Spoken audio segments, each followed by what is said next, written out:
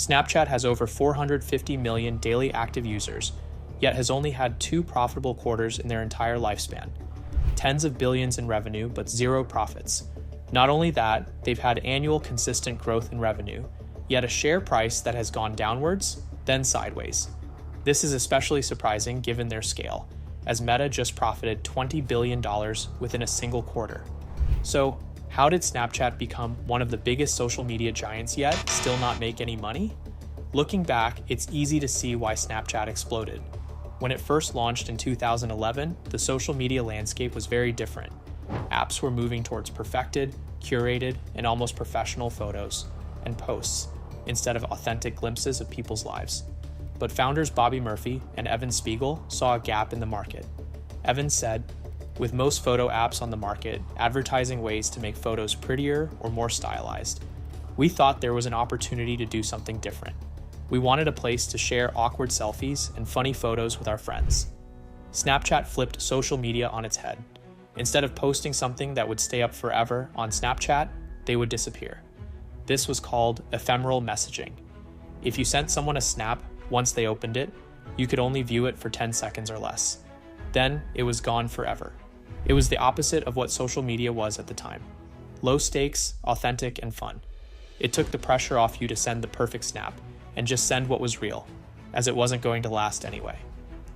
Snapchat isn't about capturing the traditional Kodak moment. It's about communicating with the full range of human emotion, not just what appears to be pretty or perfect. A great idea, but Snapchat took this even further. Snapchat pioneered the streak, but their biggest invention was actually the story. Public photos or videos that disappeared after a day. Same temporary fun, but to everyone. We see these everywhere today.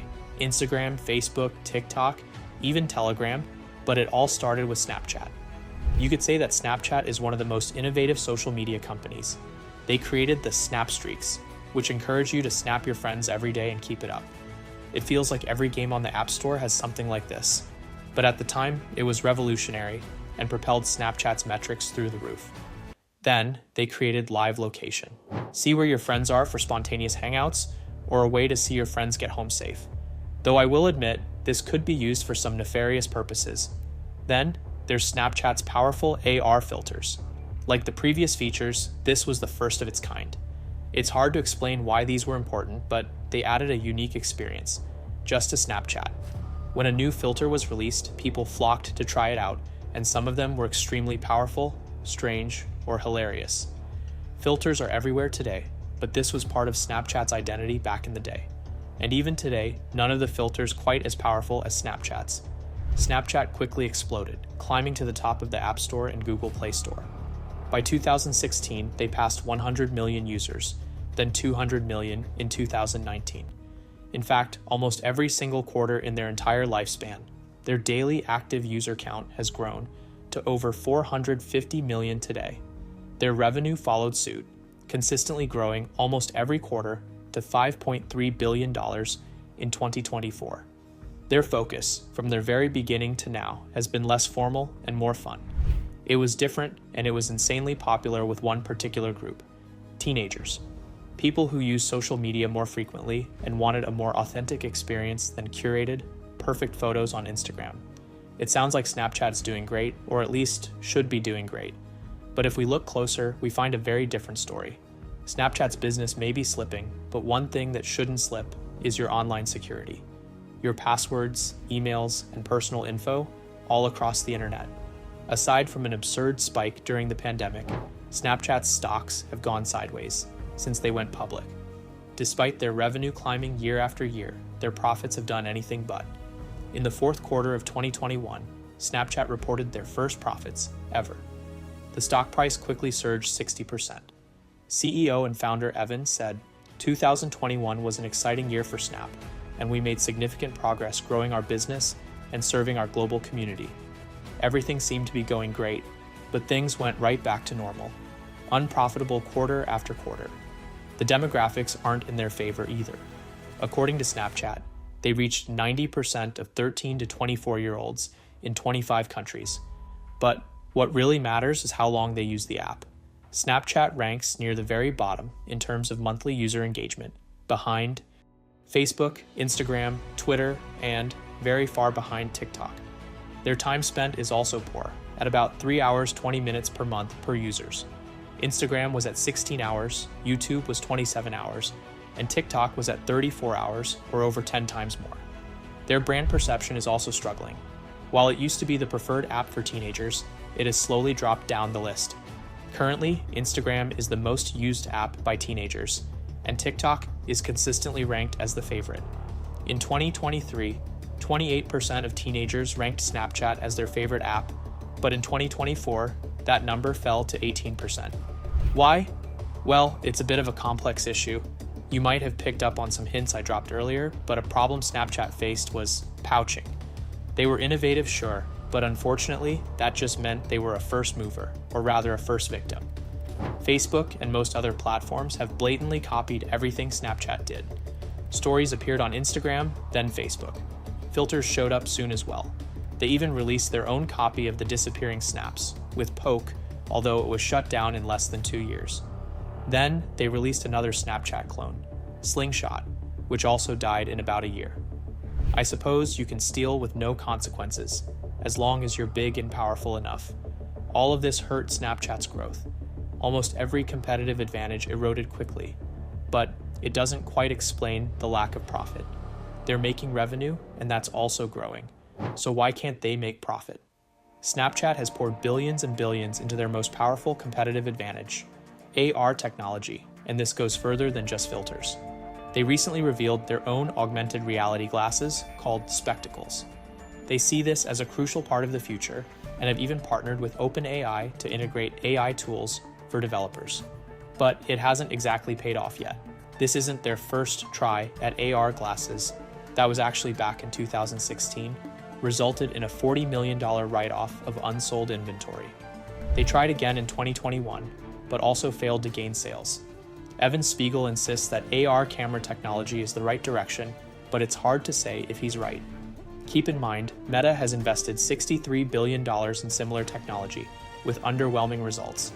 But Meta can afford these losses because of their absurd revenue and absurd profit. Snapchat can't, at least not yet. And I think there's a much bigger issue.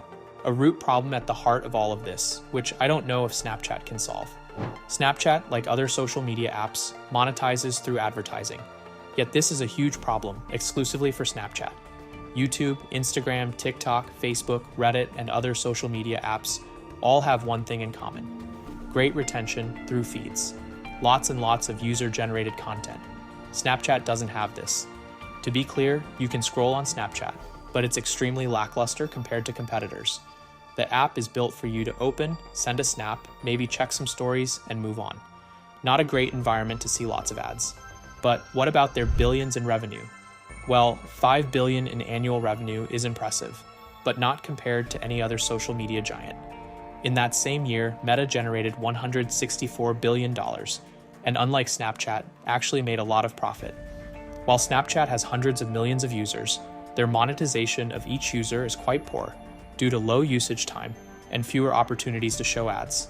So, what about the future? Is there any hope for Snapchat? Today, Snapchat is in a difficult position. It's been around for 10 years. That might not sound like a problem. Facebook, Instagram, YouTube, and many more have existed for much longer. The problem comes with Snapchat's target market, teenagers. Snapchat is falling out of favor with their target audience. The original group that adopted Snapchat, teenagers, have grown up. When they do, the features like streaks, live location, and timed messages aren't as appealing as younger generations can find that in many places. Their users moved on. Many users who signed up for Discord as teenagers still use Discord. Same with Instagram, but the same can't be said about Snapchat. New teenagers do jump on Snapchat, sure, but that brings us to another problem. Advertisers spend money to get customers. Pretty obvious, sure, but it means they want to show ads to people who can spend money. Teenagers essentially have zero disposable income, which means a much lower average revenue per user, or ARPU. You could say the same thing is true with TikTok, but teenagers spend over 10 times more there. So even though their ARPU is lower, their overall revenue is much higher. Snapchat essentially has low session times from users who have low buying power, but there might be some hope. In the fourth quarter of 2024, Snapchat announced their second ever profitable quarter. $9 million in net income, which isn't all that impressive given that they had $1.5 billion in revenue in the same quarter, meaning less than a 1% net margin, but it is technically in the green. The whole year was a loss of $26 million, but Snapchat's profit margins are getting better. Every quarter since 2022, their margins have improved, from negative 31% to negative 13%. And now, it might finally be in the green. Part of it could be because of users and advertisers jumping to Snapchat during the fears of the TikTok ban. But there are other changes happening as well. Not too long ago, the platform added Snapchat Plus, a paid subscription. When it launched in late 2023, it had 5 million subscribers. But now, it's up to 14 million. In an environment with less ad revenue, this makes a huge difference to their bottom line. But Snapchat still has a long way to go in terms of proving real profitability, and only time will tell if they ever get there. But to be honest, things could be a lot worse. On the bright side, Snapchat has been able to show enough growth and bring in enough revenue to stay afloat and independent. If you enjoyed this video, don't forget to hit that like button, subscribe to the channel, and click the bell so you don't miss out on more incredible stories like this one. Thanks for watching.